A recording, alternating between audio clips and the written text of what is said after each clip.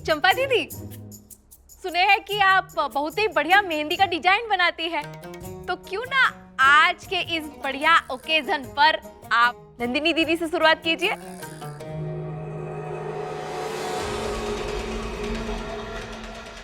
अरे क्या हुआ, आइए ना। अरे काका जरा वो स्टूल ले आइए यहाँ पे।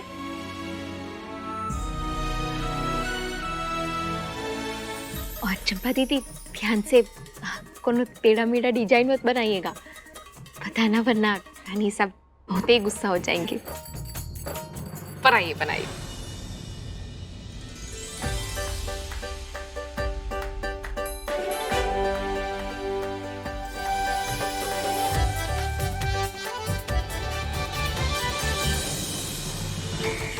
कहाँ इसकी मौत पर खुशी के आंसू बहाने का सोचा था, और कहाँ इसकी आबादी की इमारत इसके हाथ पर बनानी पड़ रही है। जरूर रानी ने ही इसे बचाया होगा।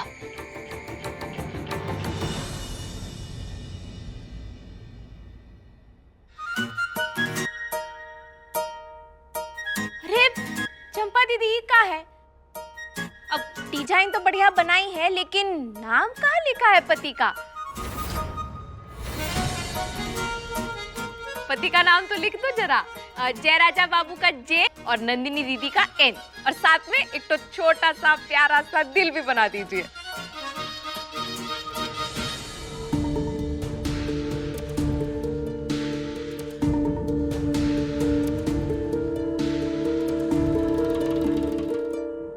बड़ी शातिर हो भाभी साहब, चंपा पे वार करके चोट हमें पहुंचाना चाह रही हो, इससे तो संभलना होगा। एकदम सही पकड़े हैं जयराजा बाबू, आपकी डार्लिंग जल्द ही ये जलन सह नहीं कर पाएगी, और तब जाके आपकी गंदी करतूतों का होगा खुलासा। अरे क्या हुआ, सांप सूंघ गया का? क्या कहे हम आपसे? बनाइए जल्दी।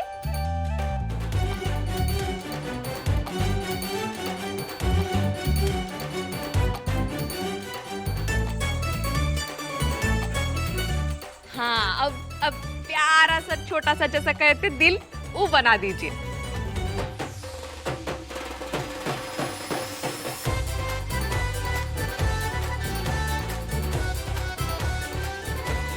आई हुई ना बात, बहुत बढ़िया, मजा आ गया।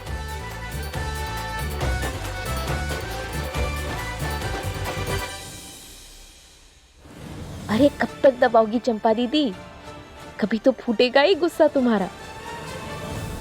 ये चंपा सारा खेल ना बिगाड़ दे हमारा।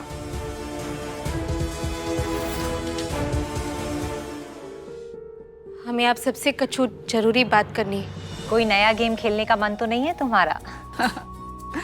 पिछली बार अंधेरे में अंताक्षरी खेलने में बड़ा मजा आया था, है ना? इस बार कोई खेल नहीं है, सबको सच का सामना करना होगा, और खास करके नंदिनी दीदी को। ऐसी क्या बात है भाभी साहब?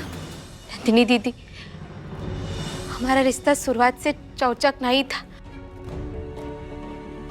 आप हमें पसंद नहीं करती थी और आपकी वजह भी जायज थी, हमें कभी भी उस बात का बुरा नहीं लगा, परंतु हमने हमेशा आपका सिर्फ भला ही चाहा है, और आज भी बस यही चाहते हैं कि आप जिंदगी में खुश रहें।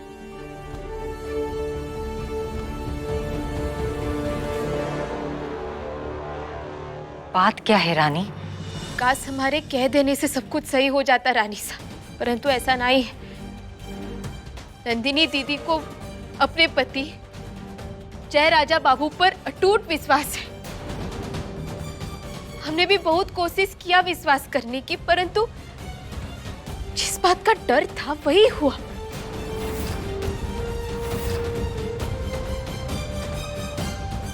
नंदिनी दीदी, जयराजा बाबू बिल्कुल भी ठीक आदमी नहीं है।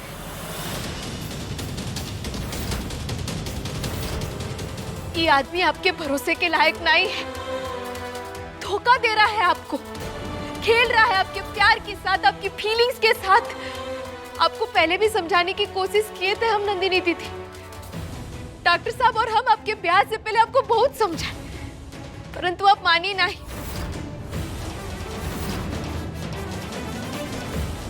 तब जितना बुरा था आज तो 1% सुधरा नहीं है, उल्टा और भी बिगड़ गया है।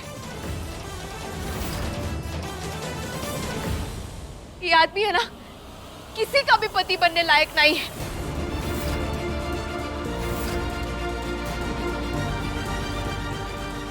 ये क्या बोल रही हो तुम?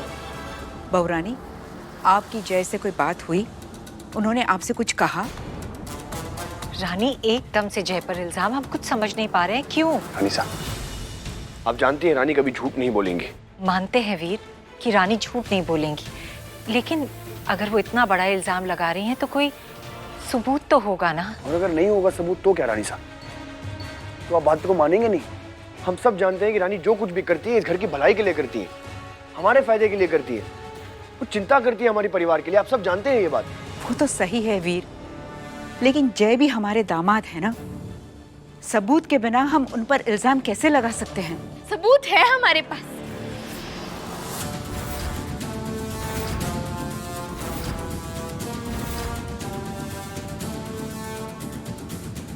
महाराज माता जी देखिए।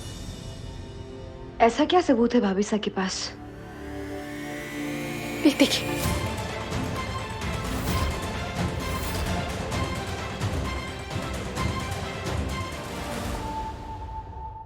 ये रहा सबूत।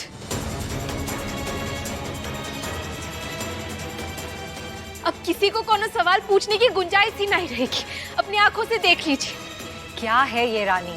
ये सबूत है और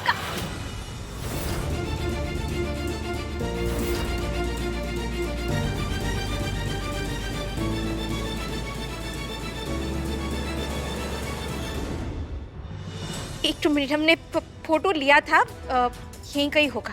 फिर से कोई मजाक कर रही हो? अरे हम ऐसा मजाक काहे करेंगे रानी साहब, ये एक दो मिनट दीजिए, हम फोटो लिए थे का। अच्छा हुआ कुछ बाहर नहीं आया। अगर सब कुछ जय और हमारे रिश्ते का सच मालूम पड़ जाता तो ये रिश्ता दम तोड़ देता।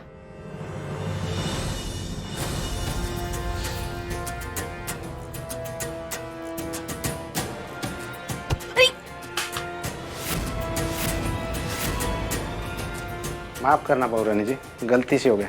लीजिए आपका फोन। कहाँ चला गया फोटो?